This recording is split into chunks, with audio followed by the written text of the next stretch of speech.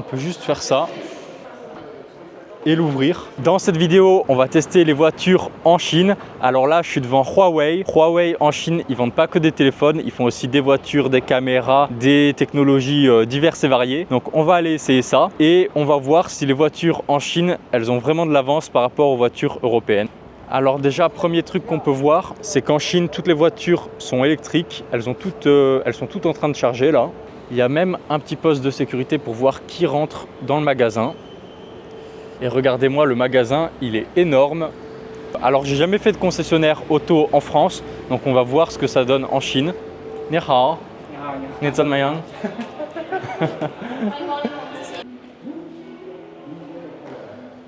Et dans cette vidéo, je vais vous montrer 3 voitures chez Huawei. Une voiture d'entrée de gamme, une voiture milieu de gamme, une voiture plutôt haut de gamme. Et toutes les voitures chez Huawei, il faut savoir qu'elles ont la conduite automatique. Du coup, en fin de vidéo, on va conduire sans pilote. Donc maintenant, on va essayer la voiture d'entrée de gamme qui est à 25 000 €. C'est la Luxeed S7 de chez Huawei. Regardez-moi quand même cet engin pour 25 000 €. C'est une vraie voiture. Alors, je ne suis pas un spécialiste des voitures, mais pour ce prix-là, en France, on aurait à peine une entrée de gamme chez Peugeot. Regardez-moi l'intérieur, il est incroyable, tout rouge. Là, le volant, il est ovale. Donc, les volants en Chine, ils sont souvent de cette forme. On a l'impression de conduire un avion. Et il y a un écran qui est super grand, je trouve, avec ici un tableau de bord pour avoir des informations sur notre vitesse, notre batterie, etc. Parce qu'en Chine, quasiment toutes les voitures, elles sont électriques. Voilà, on a un petit coffret qui est plutôt bien où on peut ranger quelques bouteilles d'eau. Et ici, il y a un espace donc pour les gobelets. Et en posant notre téléphone ici, il va charger. Donc là, vous pouvez voir qu'il est en train de charger tout seul. Et tout le toit de la voiture, il est décapotable. Alors là, ça se voit pas trop, mais c'est des verres teintés. Et il y a de l'espace à l'arrière. Et on peut tout contrôler à partir du tableau de bord. Et on peut même changer l'éclairage des LED. Et il y a plein d'options dans la voiture. En appuyant ici, tu as les rétros qui s'ouvrent. Donc dans une voiture à 25 000 €, il y a vraiment beaucoup d'options.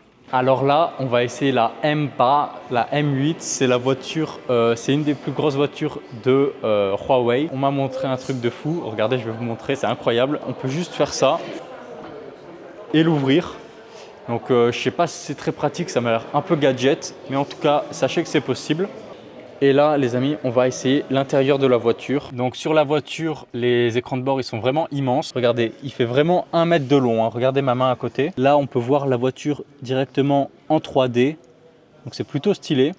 Et ce que je trouve vraiment super, c'est ce rétroviseur sous forme de caméra. Regardez, on voit vraiment tout super bien. Et juste en passant notre doigt sur les lumières, elle s'allume. Voilà, là, je suis dans la voiture. Et ce qu'il y a juste ici, normalement, c'est une poignée. Regardez, c'est une petite boîte à lunettes. Du coup, quand vous conduisez et qu'il y a du soleil, vous pouvez ouvrir, prendre vos lunettes, les mettre et avoir une belle vue sans être ébloui. Regardez, là, il y a Naomi qui essaie d'ouvrir la porte.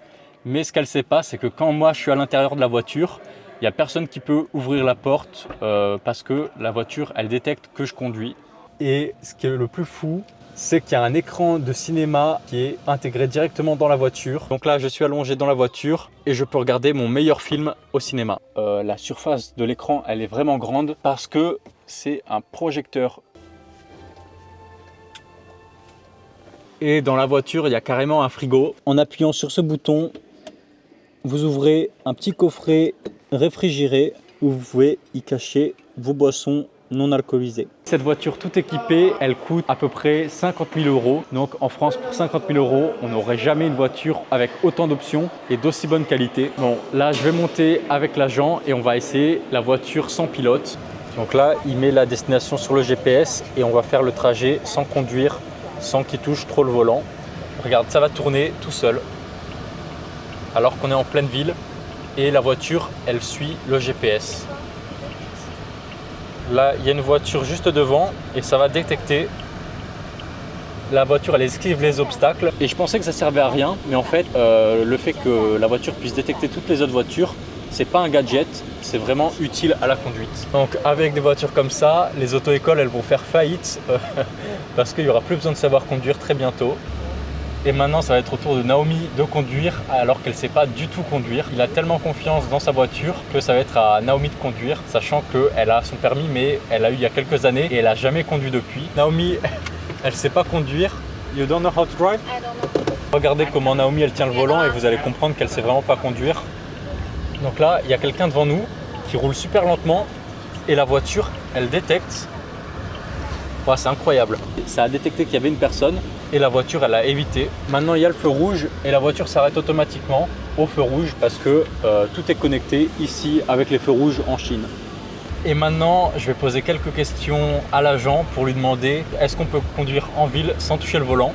超过3分钟必须要碰方向盘，如果3分钟还是不碰方向盘，它会发出90秒的一个那个提醒，在这个地方会对你进行提醒，请你触摸方向盘。90秒过后你还是不管方向盘的话，它会发出一个60秒的刺耳轰鸣声，通过这个头等音响发出来。60秒过后你还是不管它，它会最后给你30秒的时间，30秒过后会靠边停车，然后打开双闪来结束我们的支架。帮你拍一个，拍了给我嘛。 Et si vous regardez bien, sur la vitre, il y a toutes les informations essentielles à la conduite, comme la vitesse ou la direction à prendre. Et pour être honnête, ça, je savais même pas que ça existait en vrai. Donc là, tout le monde est sorti de la voiture et la voiture, elle se gare toute seule en automatique. Regardez-moi la voiture comme elle est parfaitement garée. Je connais peu de personnes qui pourraient la garer aussi bien. Elle est vraiment centrée. Donc là, il veut montrer comment ouvrir le coffre. Et là, ça marche pas. Ah voilà. Et en fait, tu as juste à mettre ton pied en dessous du coffre et ça va l'ouvrir. Alors, j'ai jamais fait de concessionnaire en France, mais ici, si on veut attendre, il y a un café à disposition. Ni hao. Donc là, il y a la carte. C'est en chinois et en anglais, donc c'est très pratique.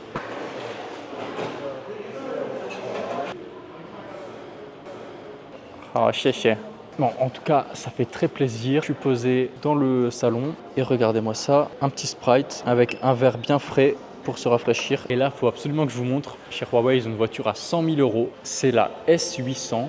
Alors, je vous avoue, moi, je la trouve plutôt moche. C'est la voiture la plus chère de chez Huawei et c'est une sorte de Rolls-Royce, d'après ce que j'ai compris. Donc là, je suis à l'intérieur de la S800. C'est la voiture la plus chère de chez Huawei, je crois. Elle vaut à peu près 100 000 €. Et je vais pas vous mentir, je la trouve plutôt moche. Je trouve que c'est vraiment kitsch et qu'il y a trop de détails. Après, je sais pas si c'est mon goût personnel ou si vous aussi, vous trouvez que ça fait trop. Par contre, l'arrière, il est super confortable. Donc, je pense vraiment que c'est une voiture pour faire du business. Et vu que les Chinois qui font des affaires, qui ont de l'argent, ils sont très dans l'image au niveau des négociations et du business, c'est important que les clients se sentent bien. Vu que Huawei, c'est une marque de téléphone avant tout, et il y a des téléphones intégrés dans les poignées et c'est un mini tableau de bord. Et je ne sais pas si vous voyez ici, mais il y a une sorte de mini voie lactée, encore une fois, avec des étoiles. Mais moi, je trouve que ça fait beaucoup trop kitsch. Je ne sais pas ce que vous en pensez, dites-moi en commentaire. Et là, je vais monter à l'étage en prenant l'ascenseur. À l'étage, il y a toutes les nouvelles voitures qui viennent d'être vendues,